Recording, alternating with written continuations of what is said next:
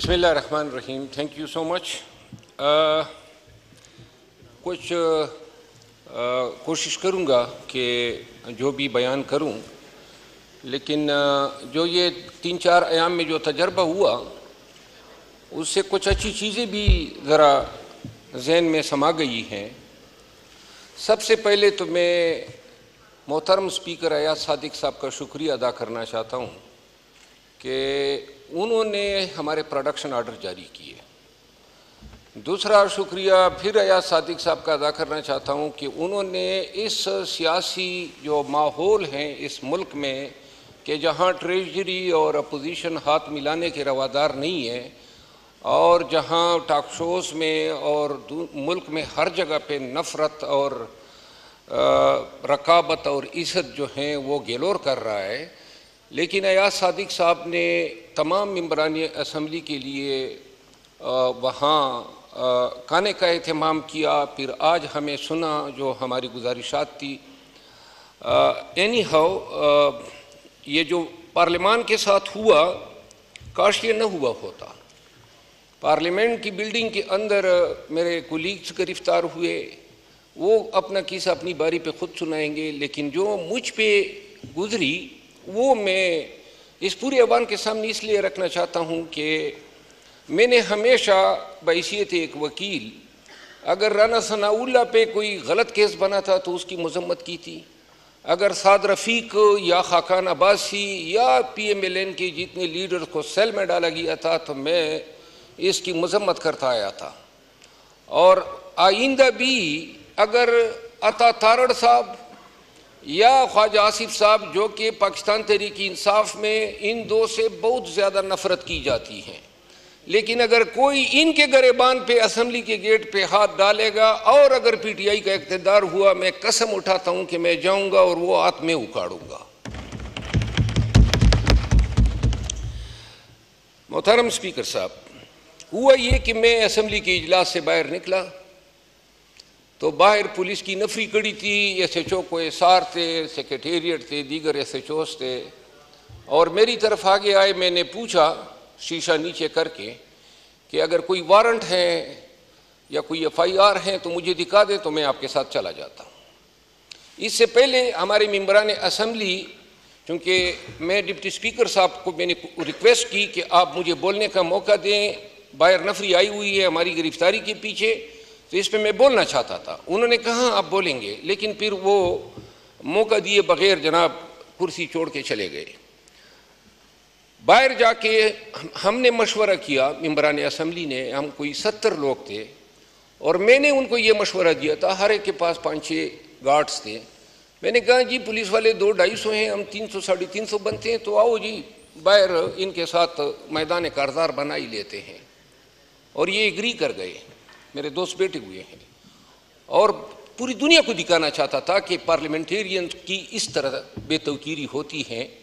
लेकिन बल्ला हो आमिर डोगर साहब का, उसने आके मेरे कान में कहा कि जी वो तो इनके पीछे आए हैं, यूटिलिटी स्टोर के मुलाजिमीन के पीछे, हमारे लिए नहीं खड़े हैं। बहरहाल जब बाहर निकला तो पुलिस वालों ने कहा कि जी आप नीचे उतर आए। तो मैंने कहा वारंट, उसने कहा वारंट नहीं है, FIR नहीं है। एनी हाउ जो हुआ वो कैमरे के सामने हुआ। मैं उतरा, इन्होंने मुझे धक्के दिए और जाके गाड़ी में बिठा के थाना सेक्रेटेरिएट ले गए। मेरी गाड़ी में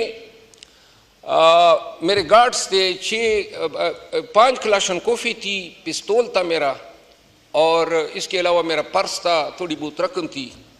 वो गाड़ी भी जो है पीछे ले गए और अभी तक मुझे न गाड़ी और असले का कोई इल्म नहीं है और उन असलों के लाइसेंसेस भी मेरे पर्स में पड़े थे।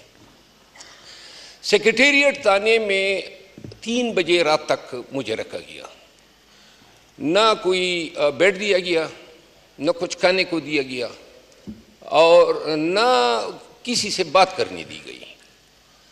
3 बजे रात ज़ुबैर खान का भी पता चला कि ज़ुबैर खान भी आए हैं, उसी थाने में हैं। उसके बाद 4 बजे जो है मुझे ले गए CIA सेंटर। जब वहाँ पे गया तो पता चला कि हमारे 10 MNA साहिबान बशमूल चेयरमैन गौर साहब के और शुएब शाहीन साहब हमारे एक वकील हैं, वो सब वहाँ पे मौजूद थे और यूं हमने रात जाग के गुजारी। और उस दिन फिर 4 बजे इन्होंने हमें अदालत में पेश किया। वहाँ अदालत में जाके इल्म हुआ, अब चूंकि आप खुद भी वकालत के पेश से वाबस्ता हैं, हमारे ऊपर इल्ज़ाम ये लगा है, इल्ज़ाम हमारे ऊपर ये लगा है कि जलसे के रात को स्टेज पर जब जलसे का वक्त ख़त्म हुआ तो एक नायब तहसीलदार, जिसको ये मजिस्ट्रेट इन्होंने लिखा FIR में, वो एक पुलिस पार्टी की क़ियादत जो DSP संजानी और SHO वगैरह करते हुए वो आए और उन्होंने हमें कहा कि टाइम ख़त्म हो गया है तो आप लोग जो हैं यहाँ से डिस्पर्स हो जाए। तो अली अमीन खान मुताबिक FIR के अपने गार्ड से क्लाशनकोफ छीन के उसने DSP के कमपट्टी पे रख दी। मेरा लिखा है कि मैंने पिस्तौल निकाल के एक ASI अहमद अली है उसको मैंने कपड़े पाड़ दिए। शुएब शाहीन का लिखा है कि शुएब शाहीन ने पिस्तौल निकाला, वो बेचारा बटेर भी नहीं पिराता है, वो कि उसने पिस्तौल निकाला और यूं जनाब शेख वकास ने ये किया, फलां ने वो किया और सब, और पुलिस वालों को हमने पेंटी लगा दी। पूरी FIR इससे लबरे थे। अब ये जो जलसा हुआ था A to Z ये सब जो है कैमरे के सामने हुआ था और ऐसा वाकया जो FIR में इन्होंने कंकॉक्ट किया, पूरे पाकिस्तान ने वो जलसा देखा और इतना बड़ा वाकया हुआ, इतना बड़ा वाकये का 8 तारीख को जलसा है, पूरे पाकिस्तान को पता नहीं है कि पुलिस के साथ ये दहशतगर्दी हो गई है। 9 तारीख गुजर गई, किसी को पता नहीं है पाकिस्तान में, और 10 तारीख के 4 बजे जनाब ATC जज अब्बुल हसनात जुल्करनैन, ATC जज हैं, खुद मैं जज रहा हूँ लेकिन शायद इसका नाम जो है वालिदैन ने गलत रखा है, ये अबुल खबाइस इसको कहना चाहिए। उसके सामने हमें पेश किया ये तो मैंने उसे कहा, खबाइस का लफ्ज़ मैं एक्सपंज करता हूँ, खबाइस का चले खबीस ही लिख दे।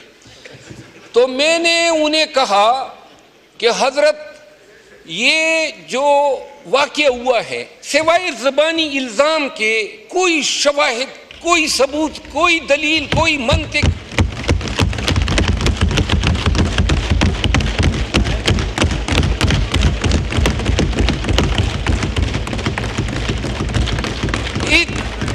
इतनी बड़ी दहशतगर्दी हो गई,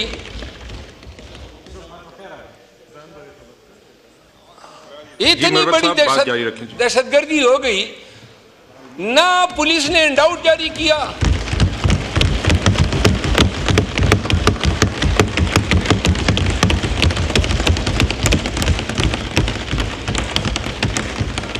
न पुलिस ने इंडाउट जारी किया, न मीडिया को पता चला, न पाकिस्तान में किसी फर्द को पता चला। अब जनाब अली FIR कब होती है? जिस वक्त हमें गिरफ्तार किया जाता है कोई FIR नहीं है, रोजनामचा उन्होंने खाली छोड़ा है और उस जगह के लिए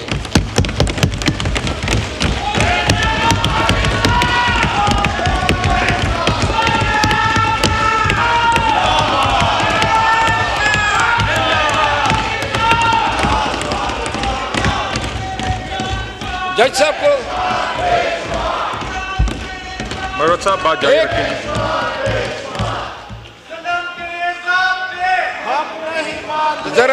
जरा अगर तशरीफ रखें इकबाल खान, जरा मुझे तकरीर करने दें। हाँ जी मिस्टर स्पीकर।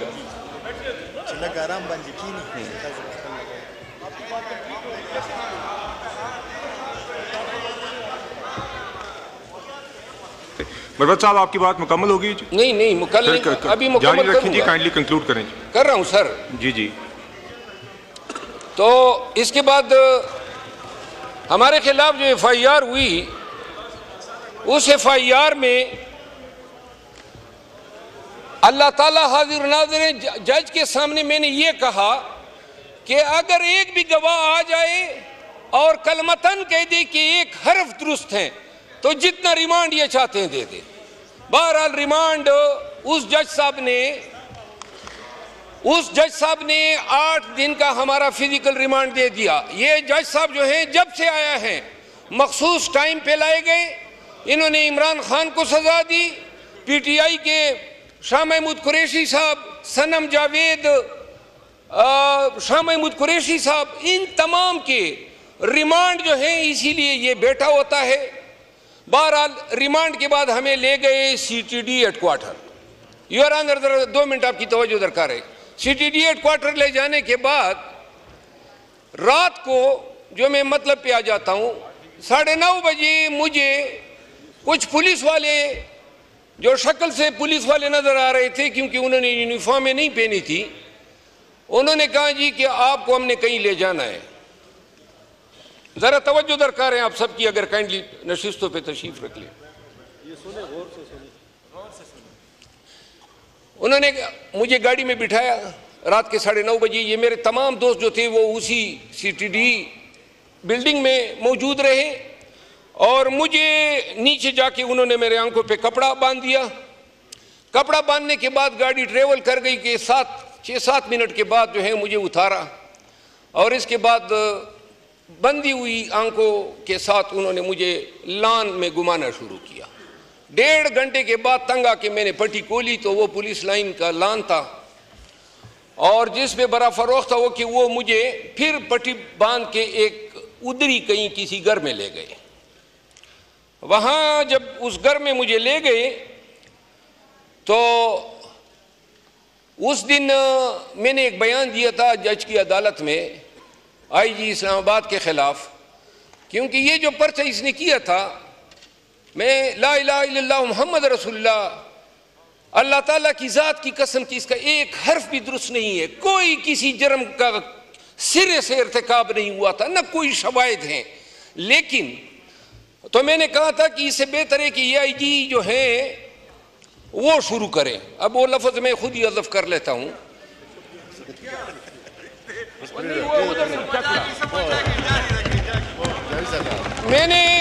मैंने कहा कि ये चकला शुरू करें। अब आप इंसिस्ट कर रहे हैं तो बता ही देता हूँ।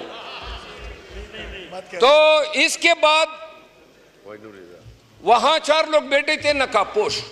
चकला लफ्ज़ एक्सपेंड करते हैं जी। हाँ सर, अच्छा, नकाबपोश बैठे थे। तो जब मैं बैठा तो एक नकाबपोश जो है वो चूंकि शक्ल का बहुत ही सियाह था और छोटे कद का था, डीआईजी ऑपरेशन इस्लामाबाद, तो उसको मैं पहचान गया क्योंकि नकाब उसकी शक्ल छुपा नहीं रहा था। तो मैंने उसे कहा कि हजरत ये क्या नकाबे पहन के आप बैठे हैं? तो उसने 9mm की पिस्टल निकाली। जरा ऐवान की तवज्जो दरकार है। 9mm की पिस्टल निकाल के साइड पे रखी कि आपको तो पता है फौजदारी वकील हो कि पुलिस की तहवील से जब कोई भाग जाता है तो उसको मार दिया जाता है। मैंने कहा क्या बात की है हजरत, लेकिन मैंने कहा हम पठान तो मुसल्लियों पर बिस्मिल्लाह भी नहीं पढ़ते हैं।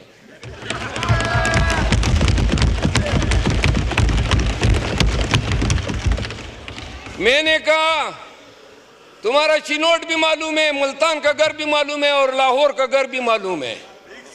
उन लोगों में हम नहीं हैं शरीफों में कि मार का के खामोश होते हैं। खुदा की कसम ऐसे खूनख्वार बीड़िए बन जाते हैं कि लोग अपनी रैंक तक भूल जाते हैं।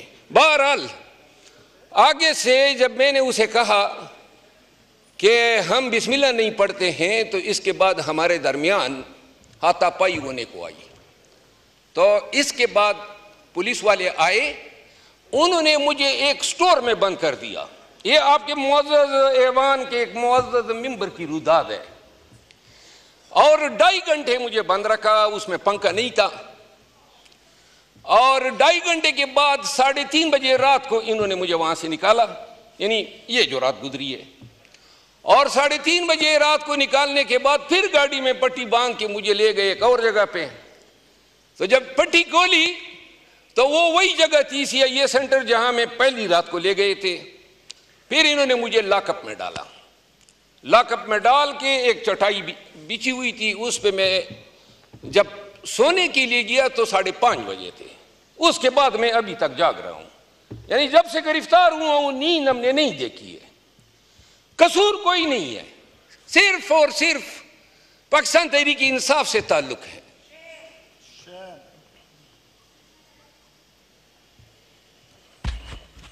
खुश आमदीद जनाब स्पीकर। अस्सलाम वालेकुम व रहमतुल्लाहि व बरकातहू। जनाब स्पीकर, मैंने तकरीर तो तकरीबन ख़त्म होने को है, लेकिन मैं आपको दाद दिए बगैर अपनी तकरीर ख़त्म नहीं करूँगा। आपने इंतहाई आला ज़र्फ़ी का मुज़ाहरा किया है और इस ऐवान के साथ जो हुआ पार्लियामान में उस पर तो और बातें करेंगे, लेकिन आपने अपना हक अदा कर दिया। आपने प्रोडक्शन ऑर्डर हमारा भी जारी किया, आपने अजी इम्तियाज़ का भी जारी किया, आपने इसकी इंक्वायरी भी बिठाई, आपने कल जो है हमारा पूछा, हमारे लिए तमाम का बंदोबस्त किया, आज आपने हमारी तमाम बातें सुनी। तो लिहाजा इस ऐवान में पहली दफ़ा शायद मैं ये कहना चाहता हूँ कि जो नफ़रतें इस ऐवान में पनप चुकी हैं और जो इस ऐवान में एक दूसरे के साथ हाथ मिलने के अमरवादार नहीं। ख्वाजा आसिफ साहब से मेरी मुलाकात क्या हुई, डंडोरे पीटे गए कि गोया मैं किसी ख्वाजा आसिफ साहब से नहीं, शायद किसी हिंदुस्तान की राह के सरबराह से मिला हूँ। और यहाँ ऐवान के अंदर जितनी गालम गलोच और जो गुस्सा और नफरत का इज़हार होता है, इसका असर पूरे मुल्क पे होता है। हमारे वर्कर एक दूसरे को खाने को दौड़ रहे होते हैं। आज आपने एक अच्छी मिसाल कायम की है और आप की एहतराम और आपकी इज्जत हमेशा जो है मेरे लिए, अब मैं इसको कभी भूलूंगा नहीं। आखिरी बात यह है कि आज ये जो पार्लियामान के साथ हुआ, जो नकाबपोश है, जो मेरे साथ हुआ, जो माजी में इस साइड के लोगों के साथ हुआ, जो मरियम बीबी के होटल का दरवाज़ा तोड़ा गया, जो ख्वाजा साद रफीक को जलील किया गया, या जो राना सनाउल्लाह के खिलाफ बोगस पर्चा किया गया, या ख्वाजा आसिफ को गिरफ्तार किया गया, या जिनको सेलों में डाल के उस वक़्त भी फैज़ ने किए थे ये काम और एजेंसियां कर रही थी, लेकिन ऐवान कमज़ोर था, लगाम नहीं डाल सकता था। और आज भी जो हो रहा है ये मज़ीद बेतौकीरी के हम शिकार होंगे अगर नौबत यहाँ तक आ गई कि नकाबपोश इस ऐवान में घुस आए। तो लिहाजा या तो इस ऐवान को ये फैसला करना चाहिए कि बेशक हमारे सियासी इख्तिलाफात अपनी जगह, लेकिन जहाँ ऐवान की हुर्मत पे अर्फ आएगा। आप लोगों ने कल पीपल पार्टी ने भी यकजहती का इज़हार किया, मैं पीपल पार्टी को भी खिराज तहसीन पेश करता हूँ और MQM ने भी किया। जिस इस ऐवान की जिस पार्टी ने किया है, मैं कोई नफरत का पैगाम नहीं फैला रहा हूँ, मैं उन तमाम पार्टियों को खिराज तहसीन पेश करता हूँ और जमीयत उलमा इस्लाम का भी। जनाब स्पीकर, आखिरी बात यह है कि ये जो मुल्क में हो रहा है इंसानी हकूक़ की पामालियाँ, ये बुनियादी इंसानी हकूक़ पामाल हो रहे हैं, तकद्दुस चादर चारदीवारी का, यकीन करें कि अब हम सब के ज़मीर जो हैं उनको कांपना चाहिए। जहाँ ज़मीर कांपना बंद कर देते हैं या नहीं कांपते हैं, अल्लाह की कसम वहाँ पे ज़मीन कांपनी शुरू हो जाती है। इस मुल्क को कौम पे रहम करें। मेरे हलके में लकी मरवत में पुलिस ने धरना दिया हुआ है, 4-5 अयाम से धरने का मुतालबा है कि फ़ौज चली जाए। 8,000 फौजी हैं मेरे हलके में। 2 साल कबल आए 50 मिलिटेंट्स थे और 2 सालों में लगभग 50 पुलिस वाले और 10-12 फौजी शहीद हुए, 4-5 मिलिटेंट भी मारे गए। इसके बाद अब गुज़िश्ता 15 दिन से हर रोज़ मेरे हलके में पुलिस थानेदारों सिपाहियों के घर में मिलिटेंट घुस के उनको घरों में मार रहे हैं। तो सारी पुलिस आ गई और उन्होंने कहा कि ये फ़ौज मेहरबानी करके यहाँ से चली जाए। मैं ऐवान के ज़रिए ये ख्वाजा आसिफ साहब तशरीफ फरमा हैं, मुतालबा करता हूं मिलिटेंट्स हैं, बदामनी हैं, 1 महीना हमें दे दें, या हम रहेंगे या मिलिटेंट रहेंगे, आप मेहरबानी करके चले जाएं। शुक्रिया।